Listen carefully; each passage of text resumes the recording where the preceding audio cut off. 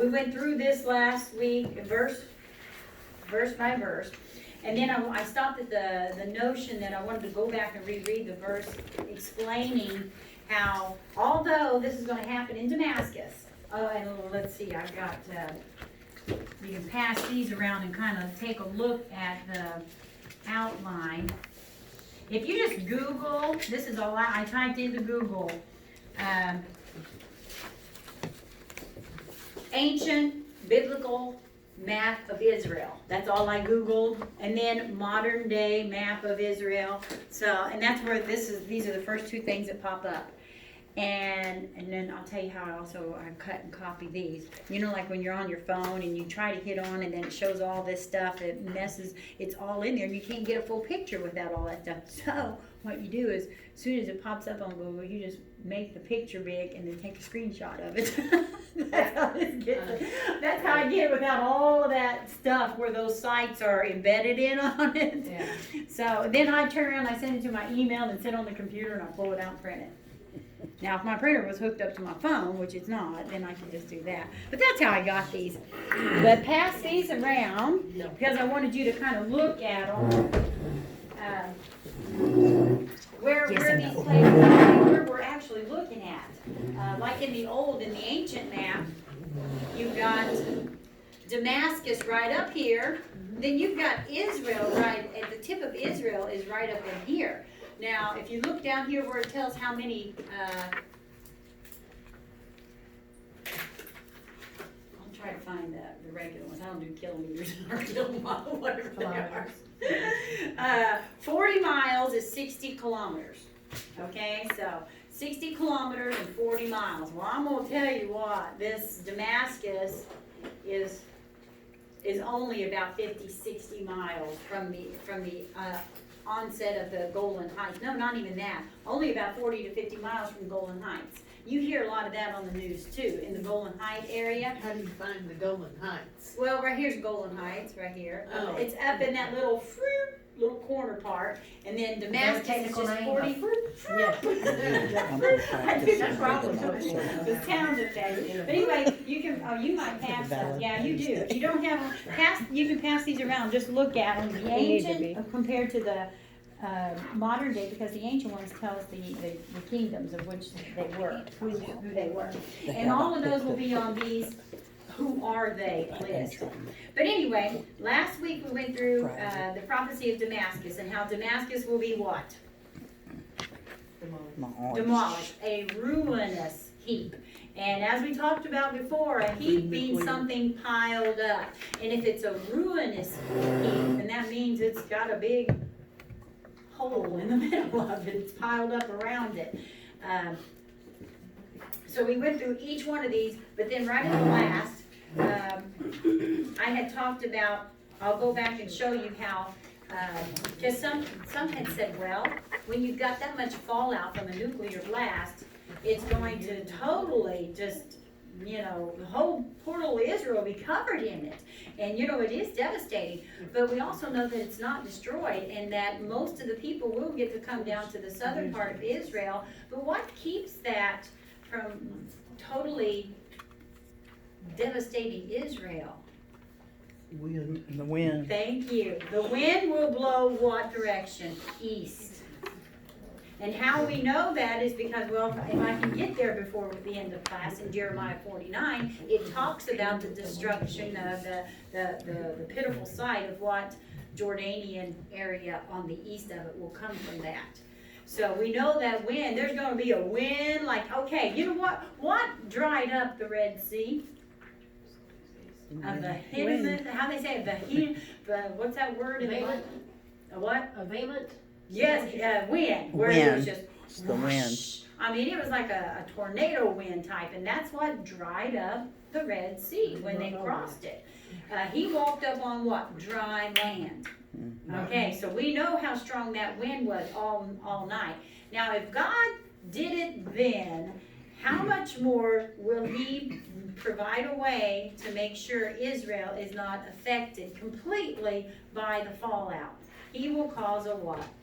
A wind, an eastwardly moving wind. Because in another verse, in another prophecy, it shows clearly this same thing taking place. And the people to the east will be devastated by this fallout, not Israel. Now, the northern part of Israel, they're going to be hit by the blast because they're only going to be within 100 miles. The Golan Heights, all of that. It's going to be devastated. And that's why I told you last week that they've already started evacuation processes to see how fast they can evacuate from the north and then get on down to the south. And then I mentioned that God's going to provide food for them that will take care of everybody. Then, and that would be when you're reading, let's go to verse 11 in Isaiah 17. In verse 11, in the day shalt thou make thy plant to grow, and in the morning shalt thou make thy seed to flourish, but the harvest shall be a heap. Now, we know a heap is a big, giant pile. So the harvest will become a heap. Now, I'm going to explain all that in a minute. In the day of what? Grief and desperate sorrow. So when this happens, the harvest from the south on down will be a heap. Now, what does that mean? Now, we know that Damascus will become a ruinous heap. Okay, now this is the harvest is going to become a heap in what day? In the day of grief and desperate sorrow. Now, let's take a look at those words there. Let me get my notes here. So are they gonna have to stop and do a harvest on the way to the mountain? Yeah, that's right. See, these are some of the questions that as you're reading it, you're thinking, oh, wait a minute. So then what do? First thing you do, you start Googling. You Google things that are going on, headlines in Israel. Now, what they started completely doing across the southern part of Israel a couple years ago.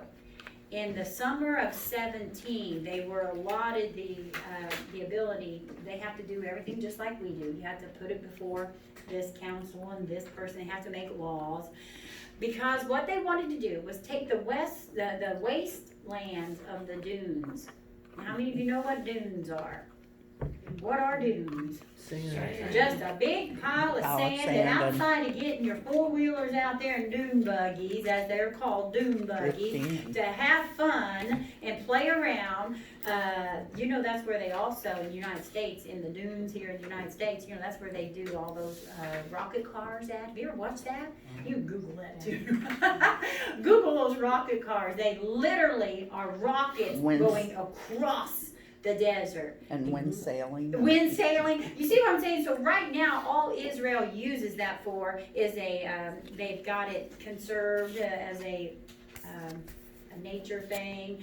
They also they use all of this because they've got hundreds of miles of nothing but the dunes in certain parts of southern Israel. Now, you know, if all you had was just a little bitty tiny living space like Israel, wouldn't you want to make the best of every square inch of land that you have? So these are just it's a wasteland. There's nothing they can do with these dunes. So back in 2017, they were granted by law the ability to use 1,500 acres of that little tiny land of Israel that is occupied by nothing but sand, useful for nothing more than pleasure, to turn it into a valley of greenhouses. What was that? Greenhouses. Oh, greenhouse. They now, almost 3 years later, on that 1,500 acre site, have, what's that water? Aquaponics. Yeah, they've got that. Some of the largest in the country, in the world. They have the best technology on greenhouse growing. They are now growing fruits and vegetables. Now, this is important. Fruits and vegetables from all over the world. They're growing in greenhouses in the dunes of Israel today. Their greenhouses outlast everything. Oh, when those rockets come flying over, they have to have their little anti-missile things sitting in the middle of their greenhouses because that's what they try. The Palestinians are shooting in rockets all the time. Why? To try to destroy the food. Because do you know that they have, in the last year, was one of the largest exporters on a lot of the fruits and vegetables? Fruits and vegetables that are not known to Israel, but all over the world. So they're supplying food that other people want in the world right there in the dunes of Israel. One other thing about Israel is they have perfected a cheap way to desalinize water. They're exporting water to the Arab countries. Yes, they tried to make a deal even with Iran, but Iran didn't want nothing to do with them. They're like, no, wait a minute, you need water. We have water, and they won't do it. Pride. But anyway, 1,500 acres of what they're using in southern Israel. Now, let's see, that was back, being built, let me read all this here. Now, let's turn to Jeremiah 49. Next, make a right turn.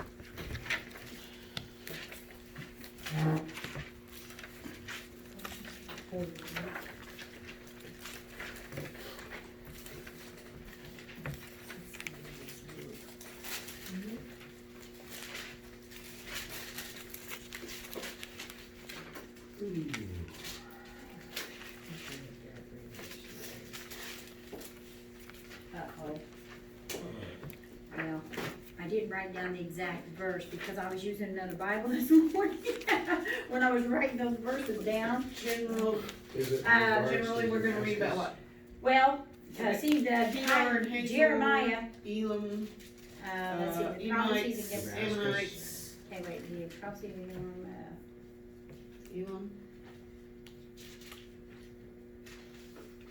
Now, there's also a prophecy of Elam for 34 through 39, but what I'm doing is looking in how their food will be, I'm thinking it's 11. Let me There's a see, me, father, Damascus children, on I will preserve them 23. alive. Leave thy fatherless children alone, preserve them alive, thy widows trust in thee. They whose judgment was not to drink of the cup have assuredly drunken. No. Okay, well, I'll have to, that's my fault, I didn't write it down in the exact one I was looking for. But anyway, in Jeremiah, in this, if you read it, the whole chapter, these are different prophecies against different nations that will come against them that we'll see in Psalm 83. This prophecy also is associated with the prophecy of Psalm 83. But getting back to the food, they have right now stored up in Israel food. It is heaped up in storage. You see what I'm saying? They have canned foods out the wazoo. Now, if you go back and read that with Isaiah 17, and it says, okay, Isaiah 17, and verse 11, in that day shalt thou make thy plant to grow, and in the morning shalt thou make the seed to flourish, but the harvest shall be a heap in the day of grief and desperate sorrow. Thank you. Oh, okay, it's verse 10. Let's go back up to verse 10. That's what I want to read first. I went too far. But verse 10, because thou hast forgotten the God of thy salvation, and hast not been mindful of the rock of thy strength, therefore shalt thou plant what? Pleasant plants. This is Isaiah 17, verse 10. Pleasant plants, and shall set it with what? Strange slips. Okay, does anyone know what strange slips are? I know what a slip is. Tell us what a slip is. Well, it's the beginning of a plant. Roots That's set right, it's the roots. And then That's it's how set you plant it. from sitting in water. Now, what does strange slips mean? Something not No. real. Not common to their area. Very good, Different. that's it. I was like, I jumped up and I go, whoa, you see, that's exactly what they're doing. I looked up that and that's exactly what that means. Strange slips means, and see, people are, in biblical times, they were told, never use strange slips because you're fruitless. It won't grow. If I go out there and start planting me a nice little orange tree in my backyard there, how far will I get with it? One Winter. summer till winter Till comes. the first Or you frost carry is it in the gone. house. Abby and Caleb, it's so cute, they had across their windowsill avocados, and they're growing the little avocado. Yeah, I got one. Do you have one too? I got And one I too. walk in there and I go, and they're just so proud of it, and I go, okay, I says, but what are you gonna do with it? And Caleb goes, well, he goes, I thought about just planting it and keeping it somewhere where the sun will be hitting on it all the time. I said, Caleb, it won't grow, it will not grow. He goes, well, then I'll build like a little hothouse for it. I said, Caleb, do you know how big an avocado tree gets? It's like 60, 70 feet high. Oh, is it? Yeah. They're a big They're a big tree. I go, do you plan on, this is what you call sitting down and counting the cost.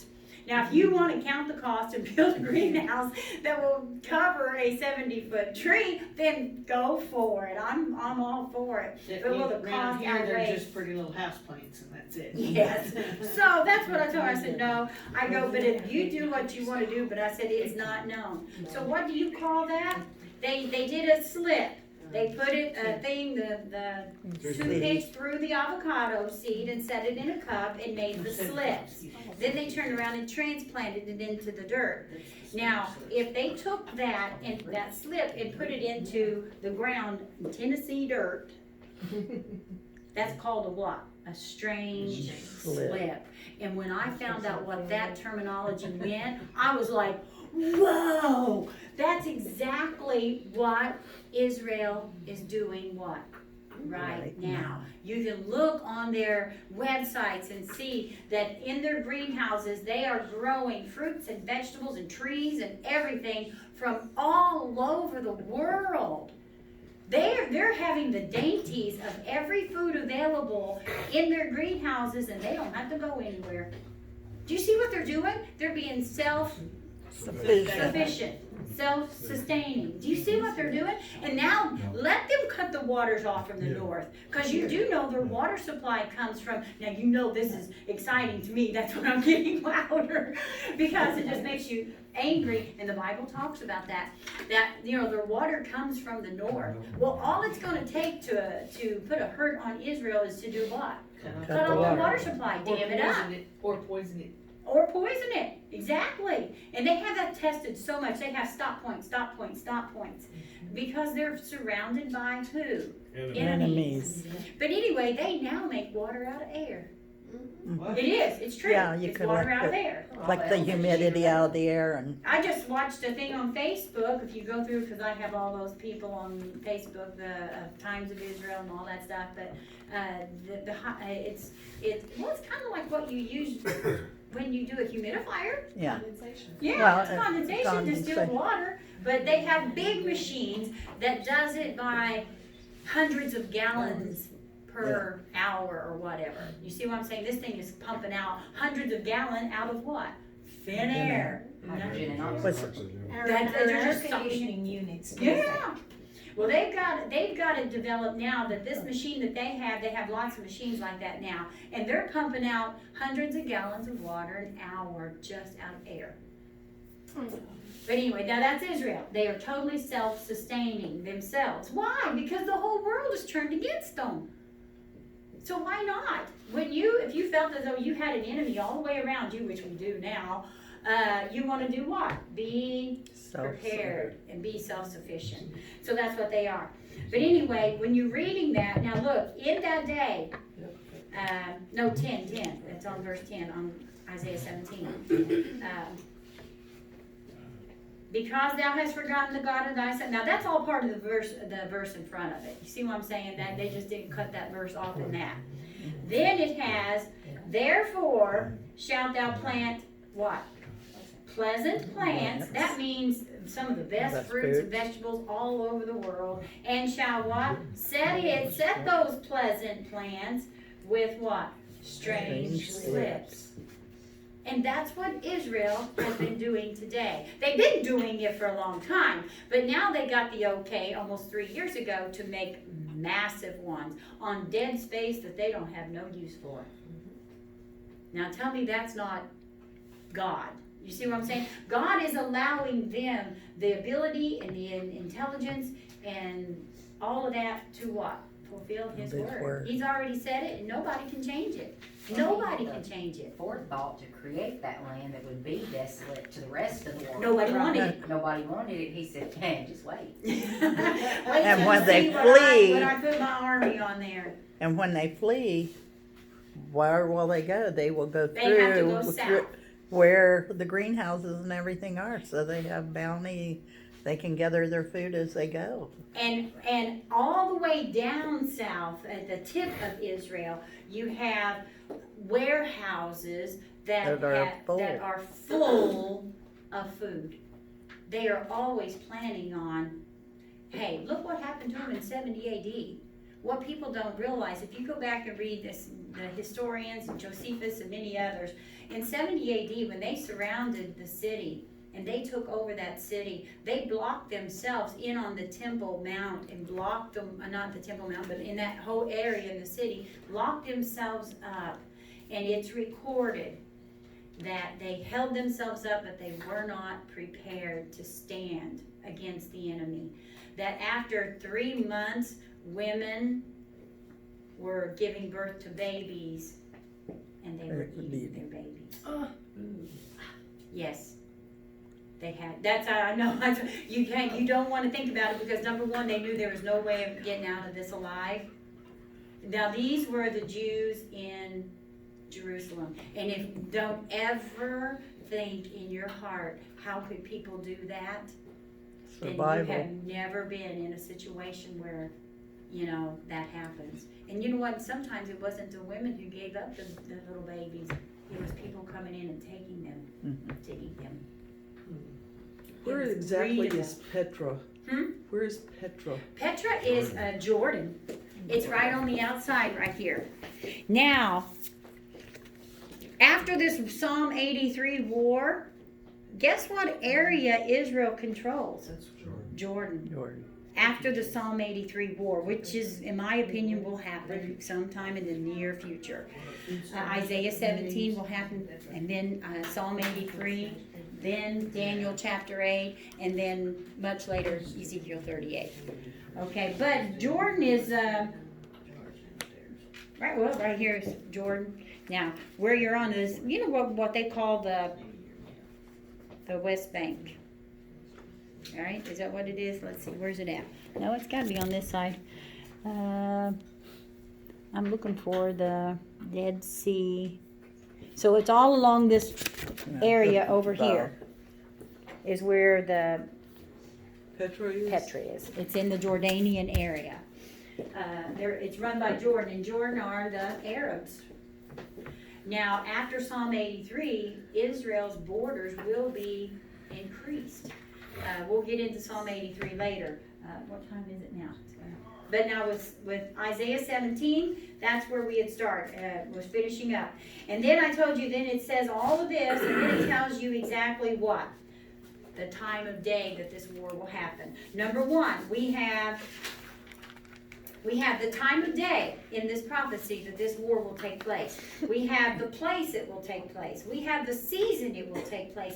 We have the outcome that will happen. But now, only thing we do not know is what? When.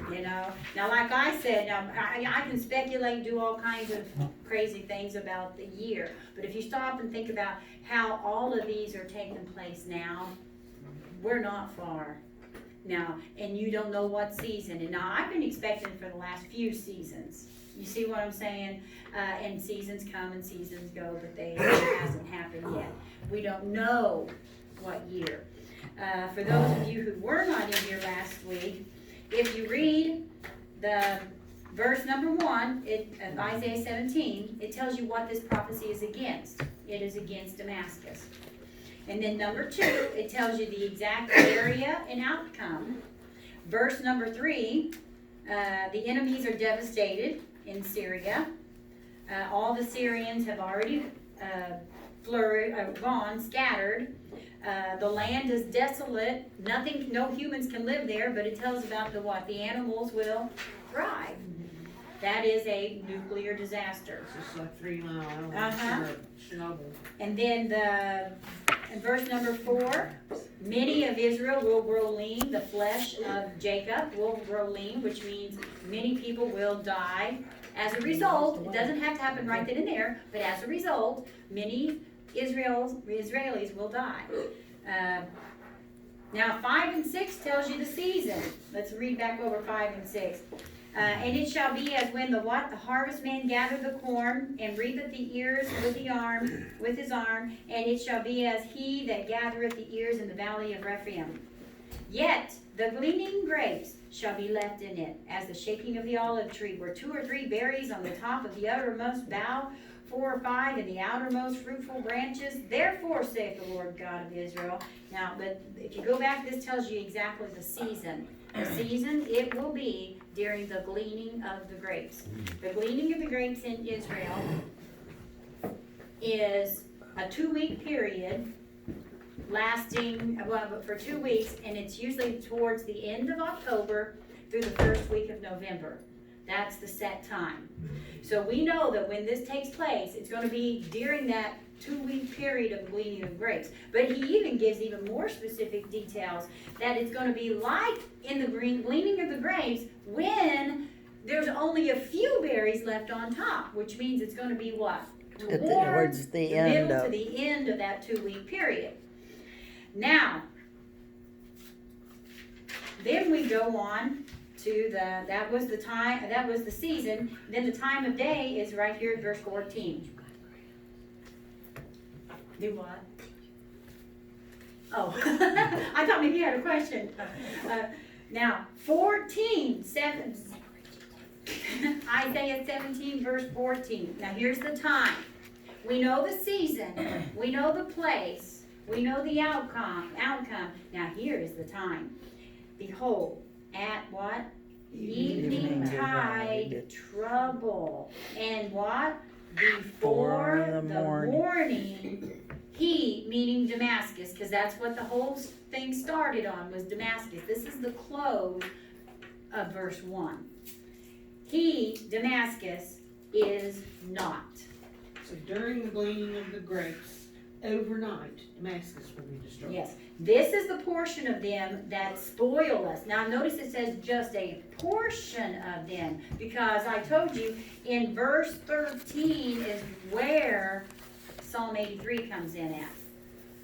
And that's what we're going to hit next week. This is the portion of them that spoil us, and the lot of them that rob us. So we have the time of day. Now we also know that Israel is what? 8 hours ahead of, is it 8 hours? I keep them on my world clock. I do. And I keep their weather. I do too. Do you really? Yes, I But see, really do. because, and you know what the Bible tells us? Always keep your eye on Israel. Because God has his eye on Israel. Anything in this Bible that is to ever come to pass, it involves Israel. Every single time. We're not getting out of it. Now we as the body of Christ, we are all over the world. We don't have a country. You see what I'm saying? So, on my world clock, let's see, it is in Tel Aviv right now, it's 6:44 p.m. 10:44 a.m. here. So, they're 8 hours ahead of us. And also I keep the weather on my weather bug for Israel and England. I keep England on here too, because we know that Daniel chapter 8 involves us, England, and Iran at the same time when Israel's fighting their battles. So I keep my eye on those, because when we see, you'll be able to, we don't know this stuff. This is what people don't understand. When this takes place in Israel, they're shutting us down. Mm-hmm. They're shutting us down. We will have no power. You see what I'm saying? It's going to be the total blackout for us. We won't have anything. We'll not be able to get up and check our our phones and clocks and everything. So what do? I look at it before I go to bed, because if nothing happened before then, I know that, then I'll know what their weather is gonna be like. Because there's coming a eastbound wind, that at that same time that's gonna happen, and during wind, the October, overnight, right? and what season? The gleaning of And the our grapes. grapes. And like I told the class last week, now every year, we don't know, this was 800 years before Christ came. So we don't know what year it is, but I'll tell you one thing, this November 3rd is gonna be a pivotal time in American history. I have a kind of a quickie And that question. is the last week of the gleaning of the grapes. When